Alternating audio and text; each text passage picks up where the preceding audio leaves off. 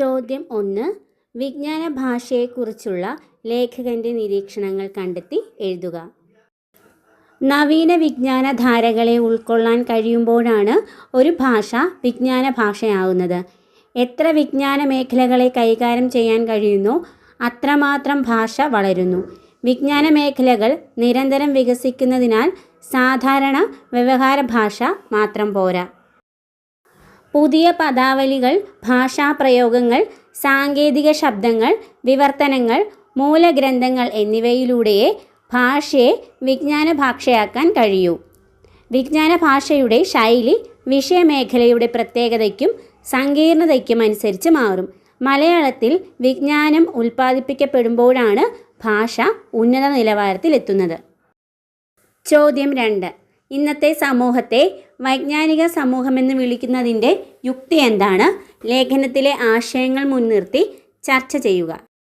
ഉൽപാദന വ്യവസ്ഥയിൽ അറിവിന് മുമ്പെങ്ങുമില്ലാത്ത പ്രാധാന്യം കൈവന്നതുകൊണ്ടാണ് ഇന്നത്തെ സമൂഹത്തെ വൈജ്ഞാനിക സമൂഹമെന്ന് വിളിക്കുന്നത്. വിവര സാങ്കേതിക വിദ്യയുടെ വളർച്ച അറിവിൻ്റെ സൃഷ്ടിയിലും പ്രസരണത്തിലുമുണ്ടായ വേഗതയും വ്യാപ്തിയും എന്നിവ ഇതിന് കാരണമായി. നിർമ്മിത ബുദ്ധി, റോബോട്ടിക്സ്, ജീനോമിക്സ് തുടങ്ങിയ പുതിയ വിജ്ഞാന ശാഖകൾ സമൂഹത്തെയും ജീവിതത്തെയും മാറ്റിമറിക്കാൻ കഴിവുള്ളവയാണ്. അറിവ് സൃഷ്ടിക്കുക മാത്രമല്ല, അത് പ്രസരിപ്പിക്കുകയും ജനജീവിതം മെച്ചപ്പെടുത്താൻ ഉപയോഗിക്കുകയും ചെയ്യുന്ന സമൂഹമാണിത്.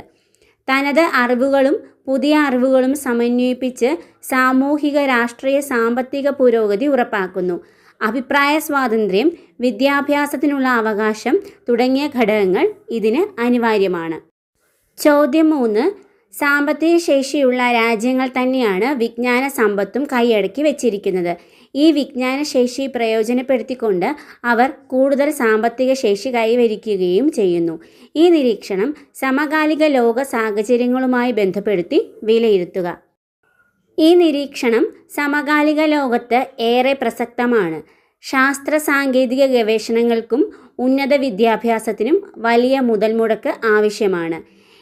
ഇത് താങ്ങാൻ കഴിയുന്ന സമ്പന്ന രാജ്യങ്ങൾ പുതിയ സാങ്കേതിക വിദ്യകളും അറിവുകളും വികസിപ്പിക്കുകയും അതിൻ്റെ ഉടമസ്ഥാവകാശം നേടുകയും ചെയ്യുന്നു. ഈ പുതിയ അറിവും സാങ്കേതിക വിദ്യയും ഉപയോഗിച്ച് അവർ പുതിയ ഉൽപ്പന്നങ്ങളും സേവനങ്ങളും വിപണിയിൽ ഇറക്കുകയും കൂടുതൽ സാമ്പത്തിക ലാഭം നേടുകയും ചെയ്യുന്നു. വികസ്വര രാജ്യങ്ങൾക്ക് പലപ്പോഴും ഈ സാങ്കേതിക വിദ്യകൾക്കായി സമ്പന്ന രാജ്യങ്ങളെ ആശ്രയിക്കേണ്ടി വരുന്നു. ഇത് സാമ്പത്തിക പരാശ്രയത്വത്തിനും വിജ്ഞാന രംഗത്തെ അസമത്വം വർദ്ധിപ്പിക്കുന്നതിനും കാരണമാകുന്നു. വിജ്ഞാനം ശക്തിയാണെന്ന തത്വം ഇവിടെ പ്രസക്തമാണ്. വിജ്ഞാന സമ്പത്ത് കൈവശമുള്ളവർ സാമ്പത്തികമായും രാഷ്ട്രീയമായും കൂടുതൽ ശക്തരാകുന്നു. ഇല്ലാത്തവർ കൂടുതൽ പിന്നോട്ടു പോകുന്നു. ഇത് ആഗോളതലത്തിൽ രാജ്യങ്ങൾ തമ്മിലുള്ള അന്തരം വർദ്ധിപ്പിക്കുന്നു. ചോദ്യം 4. കേരളം ഒരു വൈജ്ഞാനിക സമൂഹമായി മാറുകയാണ്. അതിൻ്റെ പരിപൂർണതയിലേക്കെത്താൻ ഇനിയും എന്തെല്ലാം വിഭവങ്ങളാണ് നാം ഒരുക്കേണ്ടത്? വിവരശേഖരണം നടത്തി വൈജ്ഞാനിക മുന്നേറ്റത്തിനുള്ള വിവിധ സാധ്യതകൾ എന്ന വിഷയത്തിൽ പാനൽ ചർച്ച സംഘടിപ്പിക്കുക. ഉത്തരം: വിജ്ഞാനോൽപാദനം. മലയാളത്തിൽ കൂടുതൽ ഗവേഷണങ്ങളും മൗലികമായ പഠനങ്ങളും പ്രോത്സാഹിപ്പിക്കുക. സർവകലാശാലകളെയും ഗവേഷണ സ്ഥാപനങ്ങളെയും ശക്തിപ്പെടുത്തുക. വിജ്ഞാന പ്രസരണം. ശാസ്ത്ര സാങ്കേതിക മാനവിക വിഷയങ്ങളിൽ മലയാളത്തിൽ പുസ്തകങ്ങളും ആനുകാലികങ്ങളും പ്രസിദ്ധീകരിക്കുക. ഓൺലൈൻ വിജ്ഞാന കോശങ്ങൾ വികസിപ്പിക്കുക. ഭാഷാപരമായ വികാസം. ആധുനിക വിജ്ഞാന ശാഖകൾ കൈകാര്യം ചെയ്യാൻ ആവശ്യമായ പുതിയ സാങ്കേതിക പദങ്ങളും ശൈലികളും മലയാളത്തിൽ ഉൾപ്പെടുത്തുക. ഉദാഹരണം: ഭരണഭാഷ, ശാസ്ത്രഭാഷ. വിദ്യാഭ്യാസ നവീകരണം. മാതൃഭാഷാധിഷ്ഠിത വിദ്യാഭ്യാസം ശക്തിപ്പെടുത്തുന്നതിനോടൊപ്പം ആഗോള വിജ്ഞാനമാർജിക്കാനുള്ള ശേഷി, ഉദാഹരണം ഇംഗ്ലീഷ് ഭാഷാ പ്രാവീണ്യം, വർദ്ധിപ്പിക്കുക. പാഠ്യപദ്ധതി നവീകരിക്കുക. തനത് അറിവുകളുടെ സംരക്ഷണം. കേരളത്തിൻ്റെ പരമ്പരാഗത അറിവുകളെ, ഉദാഹരണത്തിന് ആയുർവേദം, കൃഷിരീതികൾ, ശാസ്ത്രീയമായി പഠിപ്പിക്കുകയും സംരക്ഷിക്കുകയും പുതിയ അറിവുകളുമായി സമന്വയിപ്പിക്കുകയും ചെയ്യുക. സർക്കാർ സ്വകാര്യ പങ്കാളിത്തം. വിജ്ഞാനോൽപാദനത്തിനും പ്രസാരണത്തിനും സർക്കാർ സ്വകാര്യ സ്ഥാപനങ്ങൾ തമ്മിലുള്ള സഹകരണം ഉറപ്പാക്കുക. ചോദ്യം 5. പാണ്ഡിത്യ ദീക്ഷയ്ക്കായി വന്നവർ ഭാണ്ഡം നിറച്ചേ തിരിച്ചുകൂടൂ. വള്ളത്തോൾ. പുതിയ വിജ്ഞാനങ്ങൾ മലയാളത്തിൽ ഉൽപ്പാദിപ്പിക്കപ്പെടുമ്പോൾ മറ്റു ഭാഷകൾ നമ്മെ തേടി വരും. മലയാളത്തിൽ ഉൽപ്പാദിപ്പിച്ച വിജ്ഞാനങ്ങളെ മുൻനിർത്തി മറ്റു ഭാഷകൾ വിവർത്തനത്തിന് തുനിയുമ്പോഴാണ് നമ്മുടെ ഭാഷ ഉന്നതമായ നിലവാരത്തിലേക്ക് എത്തുന്നത്. CM മുരളീധരൻ.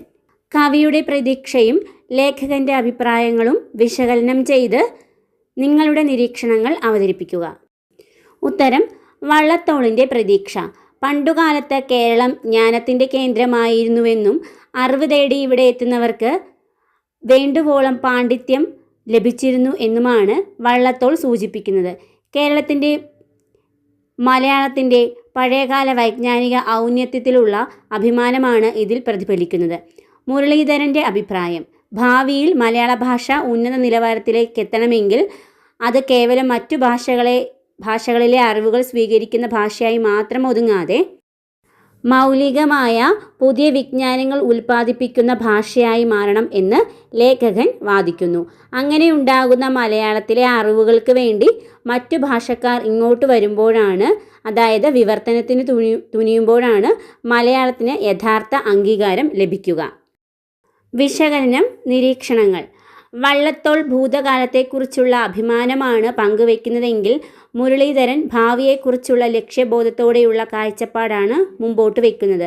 പഴയകാല പ്രതാപം വീണ്ടെടുക്കാൻ മലയാളം ഒരു വിജ്ഞാന ഉൽപ്പാദന കേന്ദ്രമായി മാറേണ്ടതുണ്ട്. കേവലം വിവർത്തനങ്ങളിലൂടെയോ മറ്റു ഭാഷകളെ ആശ്രയിച്ചോ ഒരു ഭാഷയ്ക്ക് പൂർണ്ണ വളർച്ച നേടാനാകില്ല. മൗലികമായ സംഭാവനകൾ നൽകുമ്പോഴാണ് ആഗോളതലത്തിൽ ഭാഷ ശ്രദ്ധിക്കപ്പെടുന്നത്. വള്ളത്തോളിൻ്റെ വരികളിലെ പ്രതാപം ഭാവിയിലും യാഥാർത്ഥ്യമാകണമെങ്കിൽ മുരളീധരൻ പറയുന്നത് പോലെ മലയാളത്തിൽ വിജ്ഞാനോൽപാദനം നടക്കേണ്ടത് അനിവാര്യമാണ്. ചോദ്യം 6. വിജ്ഞാന ഭാഷയായി മാറുന്നത്. വൈജ്ഞാനിക സമൂഹത്തിൽ സംഭവിക്കുന്നത്. ആധുനിക വിവര സമൂഹം. ശക്തമായ സാമൂഹ്യ വീക്ഷണം. അടിവരയിട്ട പദജോഡികൾ ശ്രദ്ധിച്ചല്ലോ. ഒരു പദത്തിൽ നിന്നാണ് മറ്റൊരു പദം ഉണ്ടായിരിക്കുന്നത്. ഇതുപോലെ ഒരു പദത്തിൽ നിന്ന് മറ്റൊരു പദം ഉണ്ടാകുന്ന പദജോഡികൾ കണ്ടെത്തി പട്ടികപ്പെടുത്തുക.